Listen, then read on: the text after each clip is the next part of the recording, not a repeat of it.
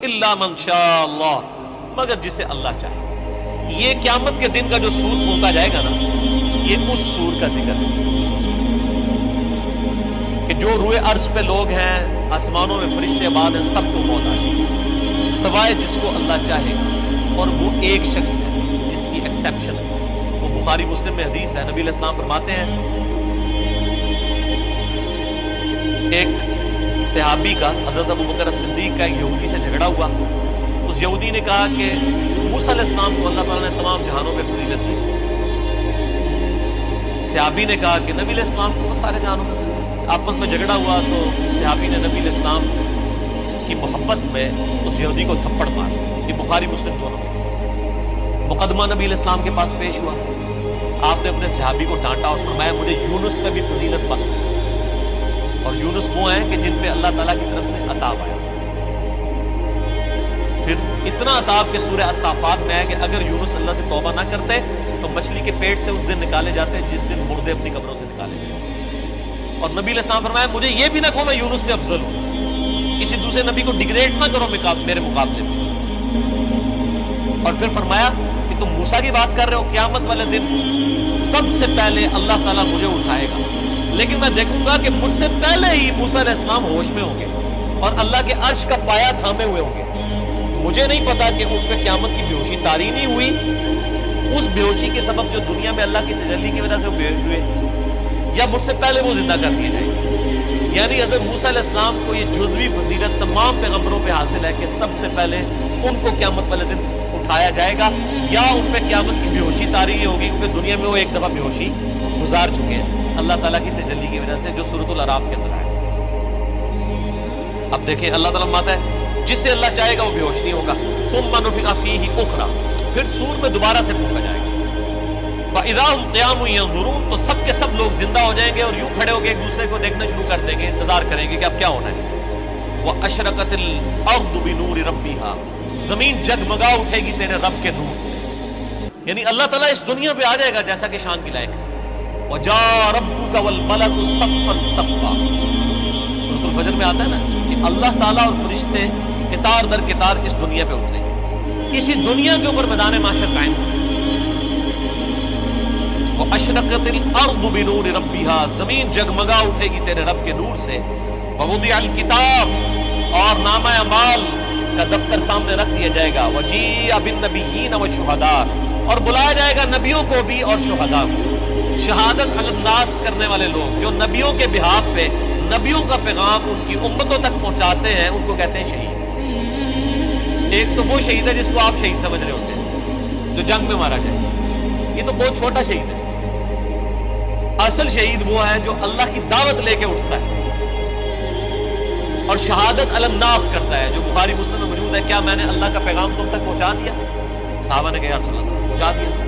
آپ نے 3 دفعہ فرمایا اللہم اشہد اللہم اشہد اللہم اشہد، تینوں دفعہ آسمان کی طرف انگلی اٹھائی، پھر اصحاب کی، اے اللہ گواہ رہنا، اے اللہ گواہ رہنا، اے اللہ گواہ رہنا، یہ مان رہے ہیں کہ میں نے پیغام پہنچا دیا۔ اور پھر فرمایا اب تمہاری ذمہ داری ہے کہ تم اس پیغام کو ان لوگوں تک پہنچاؤ جو یہاں پر موجود نہیں ہے۔ یعنی وہ شہادت علی الناس، یعنی وہ ذمہ داری جو نبی علیہ السلام کے مبارک کندھوں پر تھی، وہ آپ نے شفٹ کر دی امت تک۔ اب امت شہادت علی الناس کرے گی، ظاہر ہے جو پھر شہادت الناس کرنے والے ہیں ان کو نبیوں والی تکالیف سے بھی گزرنا پڑے گا۔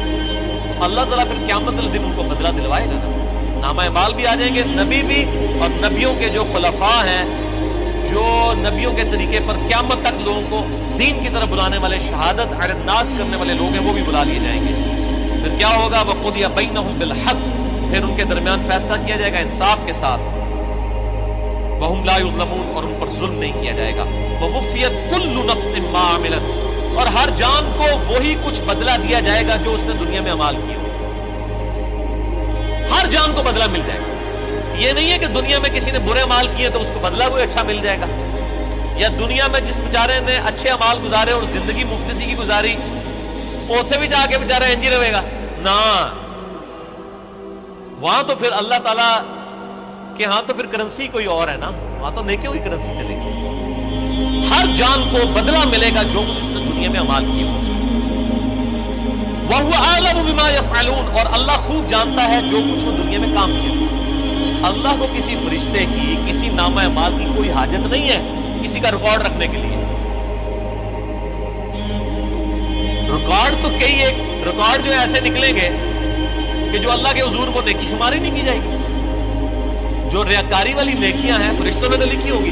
فرشتوں کو تو نہیں پتا کہ کسی شخص نے یہ دکھلاوے کے لیے مسجد میں ٹائلیں لگوائی ہیں اور مسجد کے کنواں کھدوایا ہے، یا مسجد میں ٹوائلٹ بنوائے، یا مسجد میں قالین بچھوا دیا، یا مسجد کے اندر اس نے ایئر کنڈیشن لگوا لیا. یہ لوگوں کو دکھانے کے لیے لگایا تھا اس نے، یا میری رضا کے لیے لگایا تھا، اللہ کی رضا کے لیے؟ یہ بات فرشتوں کو نہیں پتا.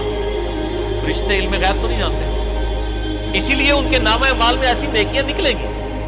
صحیح مسلم میں حدیث نہیں ہے قیامت والے دن ایک سخی کو، ایک شہید کو اور ایک قاری کو بلایا جائے گا. اللہ تعالیٰ تینوں کو اپنی نعمتیں گنوائے گا.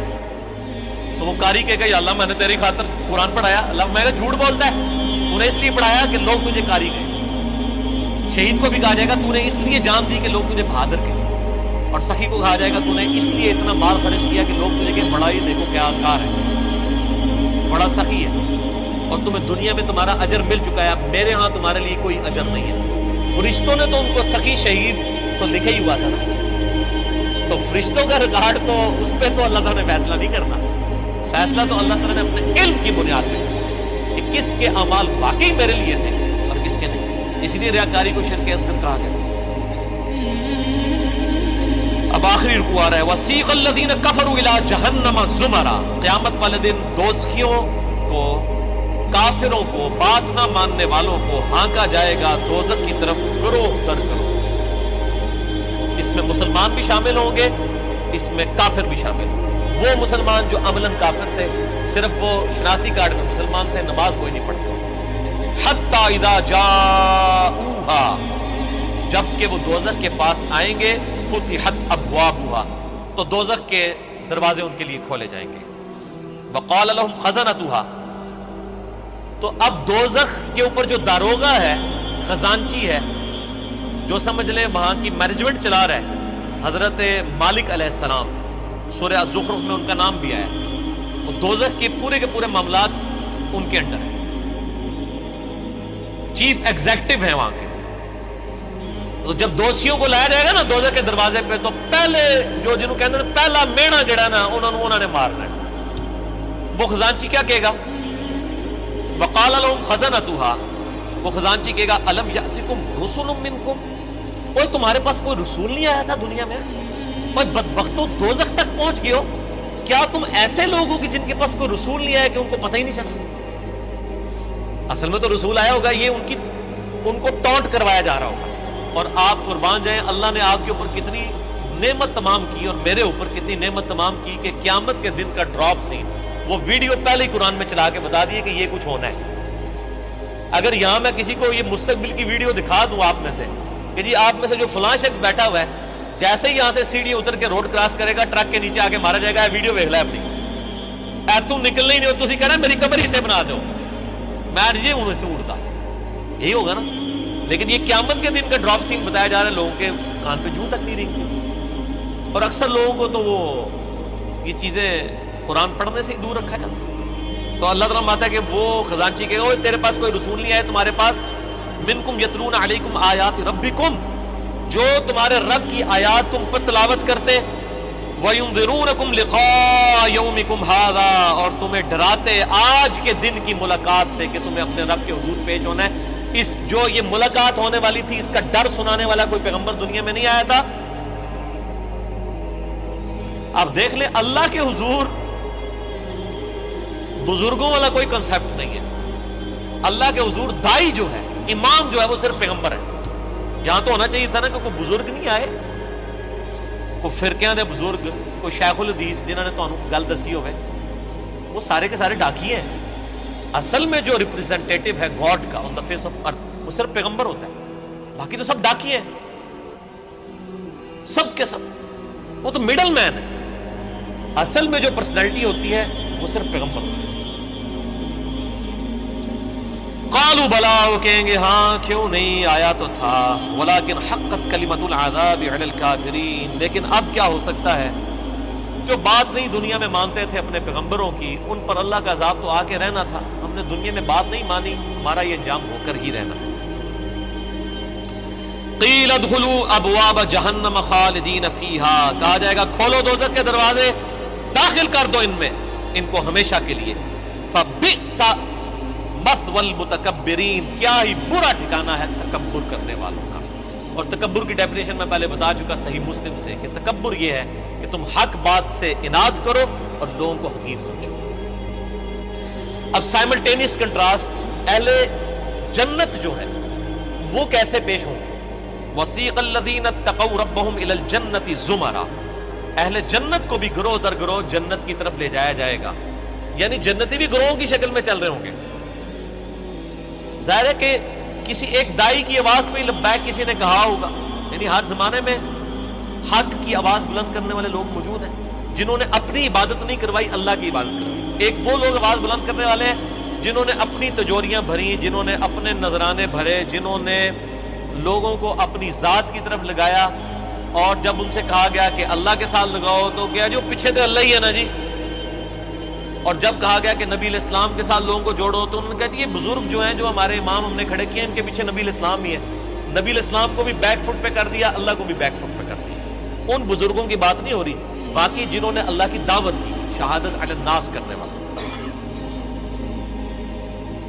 گروہ در گروہ جنت میں داخل کیے جائیں گے۔ حتی اذا جاؤہا، یہاں تک کہ جب وہ جنت کے دروازوں کے پاس پہنچیں گے، وفتحت ابوابها، تو جنت کے دروازے پہلے ہی کھلے ہوں گے۔ پوائنٹ ٹو بی نوٹڈ، دوزخیوں کے لیے دروازے پہنچنے کے بعد کھولے جائیں گے، اور جنتیوں کو جب جنت کے دروازے پہ لایا جائے گا تو پہلے ہی کھولے ہوئے ہوں گے۔ اللہ تعالیٰ ان کو ایک لمحے کے لیے بھی تکلیف نہیں دینا چاہے گا کہ ان کے لیے کوئی سسپینس باقی ہو کہ پتہ نہیں اب یہ کون سا دروازہ کھولنے والا ہے، اور جنت کی خوشبو کتنی دور سے آ رہی ہوگی، تو پہلے ہی جنت کے دروازے کھلے ہوں گے، اتنا ڈیلے بھی اللہ تعالیٰ ان کے لیے نہیں کرے گا۔ وہاں پہ خزانچی نے کیا کہا تھا، تمہارے اندر کوئی رسول نہیں آیا کہ تمہیں کوئی صحیح بات بتاتا؟ وہ کہیں گے ہاں جی آیا تھا لیکن ہم نے بات نہیں مانی۔ یہاں پر جو رضوان ہے جنت کا داروغہ، وہ کہے گا وقال لهم خزنتها، کہے گا جنت کا خزانچی سلام علیکم، کہے گا تم پر سلامتی ہو، طبتم، اور بڑے ہی اچھے رہ گئے ہو تم لوگ، بڑے پاک صاف لوگ ہو تم، فادخلوها خالدین، اب ہمیشہ کے لیے جنت میں داخل ہو جاؤ، کہے گا بڑے چنگے رہ گئے ہو تسی اللہ دے بندے ہو، تکو دوسرے نال کی پہ ہوندا جے۔ وقال الحمد للہ الذی صدقنا وعدہ، اب ظاہر ہے جنتی جو ہیں ان کی تو پھر روش ہی کچھ اور ہے، وہ کہیں گے تمام تعریفیں اس اللہ کے لیے جس نے ہم سے جو وعدہ دنیا میں نبیوں کے ذریعے کیا تھا نا کہ دنیا میں اللہ کی مان کے چلو تو جنت تمہاری مرضی کی تمہیں ملنے والی ہے، تمام شکر اس اللہ کا ہے جس نے اپنا وعدہ پورا کیا۔ وَأَوْرَثَنَا الْأَرْضَ نَتَبَوَّأُ مِنَ الْجَنَّةِ حَيْثُ نَشَاءُ، اور اس نے ہمیں ایسی جنت کا وارث کر دیا کہ جس میں ہم جہاں چاہیں گے رہیں گے۔ فَنِعْمَ أَجْرُ الْعَامِلِينَ، پس کیا ہی بہتر اجر ہے عمل کرنے والوں کا۔ دودھ پینے والے مجنون نہیں، عمل کرنے والے، عمل کیے بغیر کچھ بھی نہیں ہونا، خالی کھوکھلے نعروں سے کچھ نہیں ہونا۔ اللہ تعالیٰ ہمارے کہ کیا ہی بہتر اجر ہوگا عمل کرنے والوں۔ وَتَرَى الْمَلَائِكَةَ حَافِّينَ مِنْ حَوْلِ الْعَرْشِ، تم دیکھو گے اس دن کہ فرشتے اللہ کے عرش کے گرد جو ہے وہ گھیرا ڈالے ہوئے ہوں گے، یسبحون بحمد ربہم، اپنے رب کی تسبیح بیان کر رہے ہوں گے حمد کے ساتھ۔ وہ بخاری مسلم میں آ گیا، بخاری کی آخری حدیث یہی ہے۔ اللہ تعالیٰ کو دو کلمات بہت پسند ہیں جو زبان پہ ہلکے ہیں لیکن میزان عمل پہ بہت بھاری ہیں، سبحان اللہ و بحمدہ سبحان اللہ العظیم، یہی فرشتوں کا کلام ہوگا۔ یعنی جسے کہتے ہیں ڈراپ سین آف قیامت یہ ہو رہا ہوگا کہ جب جنتی جنت میں داخل ہوں گے تو فرشتے اللہ کے عرش کے گرد جمع ہوں گے اور سبحان اللہ و بحمدہ اللہ کی تعریفیں بیان کر رہے ہوں گے۔ وقضی بینہم بالحق، اور ان کے درمیان فیصلہ کیا جائے گا حق کے ساتھ، پرپز فل، با مقصد۔ جس نے دنیا میں اچھے مال کیے اسے اچھا بدلہ، جس نے برے مال کیے اس کے لیے برا بدلہ۔ وقیل الحمد للہ رب العالمین، اور ہر طرف سے یہ صدا آ رہی ہوگی الحمد للہ رب العالمین، الحمد للہ رب العالمین۔ یہ قیامت کے دن کا ترانہ ہوگا، الحمد للہ رب العالمین۔ کیوں؟ یہ ساری کائنات اسی نے سجائی، اسی نے مخلوقات کا سلسلہ شروع کیا، اسی نے زندگی اور موت کے معاملات رکھے. یہ پورے کے پورا جو ایک آپ سمجھ لیں سٹیج سجایا گیا تھا نا، اس کی کنکلوژن جنت اور دوزخ کی شکل میں ہوگی نا. جب تو جنتی جب جنت میں پہنچیں گے نا تو بس حقیقت بات ہے کہ یہاں بیٹھ کے احساس ہو رہا ہے کہ جس شخص کو دوزخ سے بچا لیا جائے گا تو اس کی تو زبان سے ہی تسبیحات ختم ہی نہیں ہوں گی. شکر ہے یا اللہ تیرا، شکر ہے یا اللہ، تیرے لیے ساری تعریفیں ہیں، تو نے بچا لیا. تو قیامت کے دن حمد کا ترانہ کیا ہوگا؟ الحمدللہ رب العالمین، تمام تعریفیں اللہ کے لیے.